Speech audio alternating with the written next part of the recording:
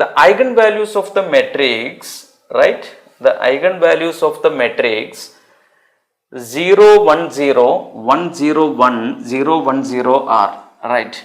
Again, eigenvalues, sum of eigenvalues, that is lambda 1 plus lambda 2 plus lambda 3, that is equal to 0. Product of eigenvalue lambda 1, lambda 2, lambda 3, that is equal to determinant of this matrix. What is the determinant of this matrix? All diagonal element 0 means determinant also 0. Then sum should be 0 and product also should be 0. Here product should be 0 but sum is not equal to 0. This is not possible. Here sum is 0, right? Product also 0. So this is possible. Here product is 0 but sum is not equal to 0. Here sum is not equal to 0, product is 0. So this also. So option B is correct, right? Both conditions satisfying by option B only. Alright.